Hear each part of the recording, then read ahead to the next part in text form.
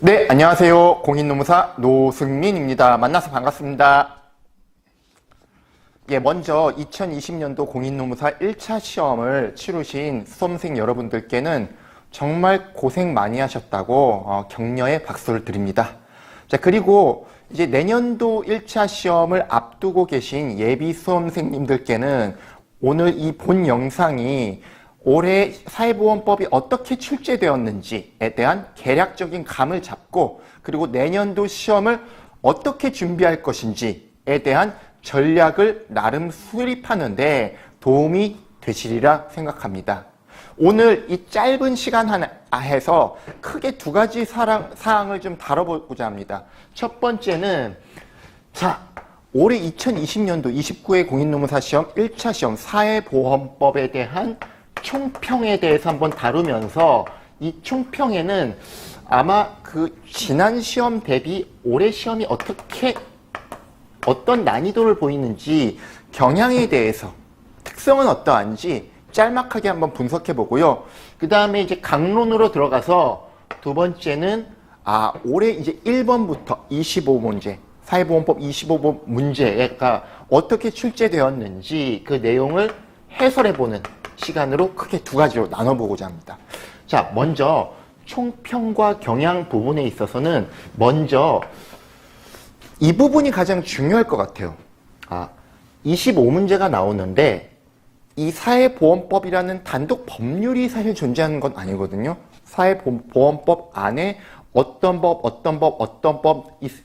다 들어가 있어서 이게 총 6개 법으로 구분이 되는데, 이 6개 법이 각 몇 문항씩 나오는가, 그 배분, 이거 가장 중요한 부분일 것 같아요. 배분에 대해서 한번 보고, 두 번째는, 자, 그렇다면 지난 시험 대비 난이도, 그러니까 어려웠는지 쉬웠는지 그 느끼는 체감이 있을 겁니다. 그 부분에 대해서 한번 보고, 이 두 가지를 바탕으로 해서 내년도 시험은 어떤 식으로 좀 준비하면 좋겠다라는 전략이 간단하게 우리가 언급할 수 있을 겁니다.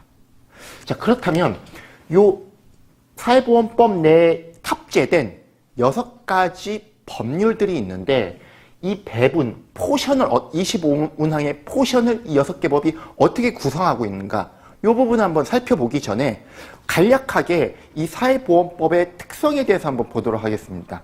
자, 우리 공인노무사 시험 영역이 있잖아요. 대한민국의 모든 법률의 근간은 대한민국 헌법입니다. 이 헌법이 1조부터 130조까지 있다고 봐요. 그 중에서 우리 노무사의 영역, 나와바리가 되는 부분이 32조, 33조, 34조가 될 겁니다.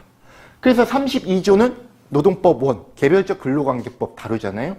33조로 가면 이제는 개별적 다이다이가 아니라 떼거리, 집단법으로 가잖아요. 대표적인 것이 노조법 되는 것이고, 34조에 오면 최근 들어서 이제 노무사 시장에서도 이 34조가 주목을 점차적으로 받기 시작하는데, 이게 바로 사회복지 및 사회보장 및 사회복지에 관한 내용이죠. 요 34조에 근거하여 법률이 하나 탄생을 합니다. 사회보장 기본법이죠. 기본법. 자, 34조가, 헌법 34조가 사회보장에 대한 아버지, 어머니라고 친다면, 요 사회보장 기본법 같은 경우는 아마 큰형님, 큰언니 정도 될 겁니다. 이 기본법이 아우들을 아우르는데요. 기본법 제3조에 뭐라고 나와 있느냐? 사회보장이란 사회보험, 공공부조, 사회서비스를 말한다. 그럼 이 기본법 하에서 또 사회보장, 사회보험, 공공부조, 사회서비스가 나오는데, 그 중에서 우리 공인노무사 시험 범위 내에서는 사회보험법에 관한 법률들만 보겠다. 출제 범위로 다루겠다, 이거죠. 노무사 업무, 실무와도 상당히 근접한 법률들이고요. 그래서 나온 것이 특히 우리가 4대 보험이라고 합니다. 그렇죠? 4대 보험 하면 우리가 기계적으로 국민, 건강, 고용, 산재 있잖아요. 이것을 우리 노무사에서 출제 문항 수대로 다시 나래비를 세운다면 기본법, 고용, 고용보험, 산재보험 있죠? 자, 그 다음에 고용과 산재법을 에 대한 묶어서 고용과 산재를 묶어서 절차법으로서 징수법이 있습니다. 그 다음에 약간 사이드하게 국민연금법, 건강보험법 나오고 있습니다. 요것을 다시 제가 문항수별로 배치를 했는데 요거를 다시 우리 시험에서 출제되는 순서대로 본다면 기본법, 고용, 산재, 국민, 건강, 징수법 해서 이렇게 6개 분야에서 법령에서 출제가 됩니다. 자, 그렇다면 올해 시험 배분 결과를 한번 볼게요. 작년과 더불어서 좀 달라진 최근 3년간 평균과 더불어서 벗어난 것이 있는지 한번 보겠습니다. 기본법 3문제가 나왔어요. 고용보험법 7문제 나왔어요. 산재법 6문제 나왔어요. 국민건강 각 2문제씩 나오고 징수법 5문제 나왔어요. 최근 3년 시험 각 분야별, 법령별 시험 출제 문항수와 비교해 봤을 때 큰 변동은 없었습니다. 그럼 우리가 여기서 생각해 볼 수 있는 것은 내년이나 내후년이나 당분간 이러한 시스템, 이러한 범위를 크게 벗어나지는 않을 것 같다. 예를 들어서 작년 같은 경우는 건강보험이 예를 들어서 3문제가 출제됐다면 고용보험법이 하나 줄고 막 요 정도에서 왔다 갔다 하지 않을까. 자, 요 중요한 게 바로 전략 때문에 중요하죠. 자, 그렇다면 결론적으로 한번 보죠. 가성비가 제일 좋은 법률은 무엇일까요? 무슨 말이죠? 우리가 시간 투입 대비 아웃풋, 결과가 산출물이 가장 좋은 법률은 무엇일까요? 지금 얼뜻 봐서는 고용보험, 산재법 일단 포커스 잡아야 될 것 같고 맞는데 기본법 법률 시행령 합쳐봐야 숫자가 그렇게 많지가 않습니다. 기본법은 확실히 잡고 가야 돼요. 그래서 이번 그 3문제 나왔는데 요건 3문제를 거의 잡고 들어가야 되는 법이죠. 자, 고용보험법, 산재법 없었습니까? 7문제, 6문제 나왔죠? 징수법 5문제. 법률 문항 엄청 많습니다. 조항들 100조항 넘어갑니다. 시행령도 본다면 어마어마합니다. 하지만 이 문항 수가 압도적입니다. 그래서 기본법, 고용, 산재, 징수법, 사법은 잡고 가야 됩니다. 그러면 굳이 사이드로 약간 열애할 수 있는 법을 본다면 국민건강보험법 그 조항수 보면은 고용, 산재 못지 않습니다. 많습니다. 하지만 문항수는 2문제, 많아야 3문제 한다면 가성비가 떨어집니다. 그러면 전략 하나 나왔습니다. 기본, 고용, 산재, 징수법에 포커스를 맞춘다면 일단 6개 법률에서 4개로 줄어드는 것과 같은 약간의 부담감을 떨 수가 있다.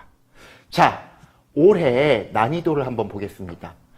자, 난이도라는 게 워낙 상대적이라서 사람마다 개인마다 느끼는 어려움, 쉬움 정도는 다를 겁니다. 자, 요거를 저는 일단 법률별 난이도를 한번 주관적으로나마 한번 체크를 해봤어요. 올해 문제를 보고. 일단 기본법은 무난했습니다. 기본법 무난해서 제대로 정상적으로 효율적인 학습 방식에 따라서 정상적으로 스터디 했다면 기본법 일단 3문제는 맞추고 들어가야 된다. 올해 같은 경우. 자, 그래서 난이도로 치자면 약간 이렇게 해야 되겠네요. 난이도는 난이도 하, 그리고 한 3문제는 맞춰줘야 되지 않겠느냐. 고용보험법은 난이도가 평이했어요. 아주 어렵지도 않았고 그렇다고 너무 하향화되지도 않았다. 중간 정도로 보고요. 고용보험법은 5문제 정도는 맞추고 들어가야 되지 않을까 봅니다. 산재보험법은 난이도가 이건 상으로 하겠습니다. 상으로 한 이유는 문제 해설에서 저희가 한번 보겠지만 일단 지문이 좀 길어요. 그러다 보니까 직관적으로 날로 먹는 문제들이 거의 없었다.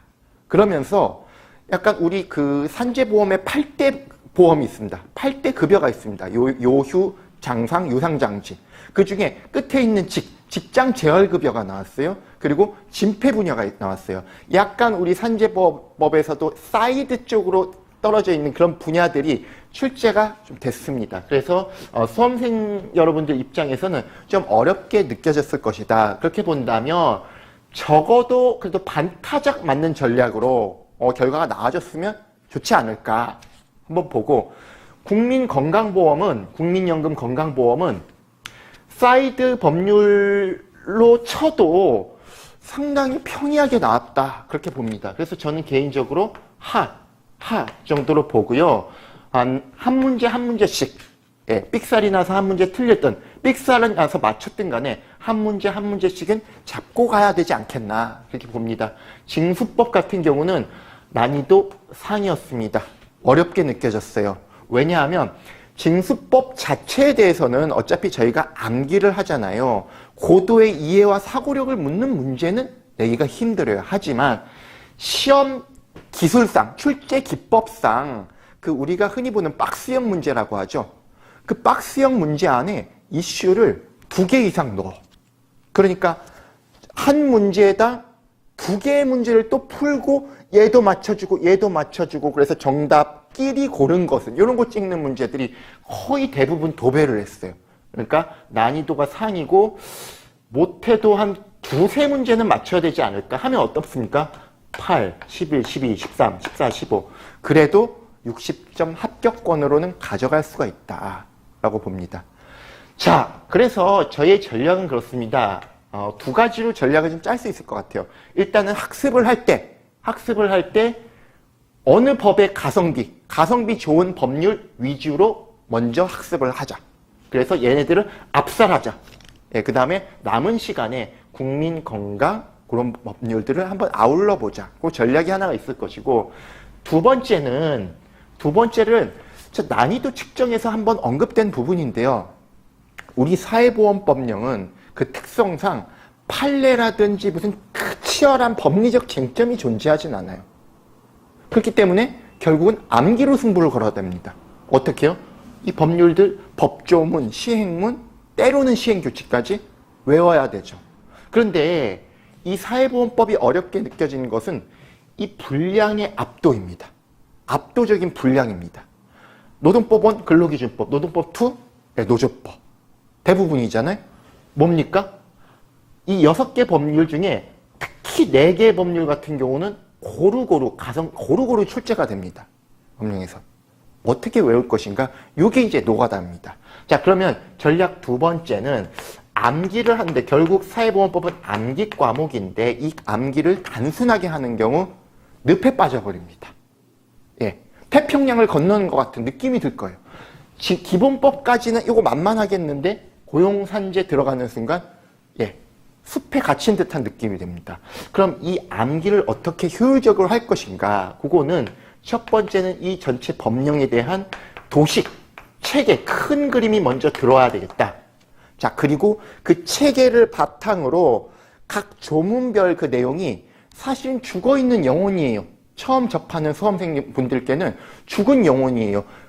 흰 종이에 검은색 글자가 인쇄되어 있지만 무슨 말인지 안 와닿아. 그러니까 우리가 알파고나 딥블루가 아닌 이상 외우기가 너무 힘들어. 그러면 방법은 있습니다. 그 조항에 생명을 불어넣는 거죠. 이 조항에는 이런 뜻이고 이런 배경에서 제정이 된 거야 하면은 이 체계를 바탕으로 각 조문의 내용이 이해가 됩니다. 그럼 결론적으로 암기가 상대적으로 쉬워집니다.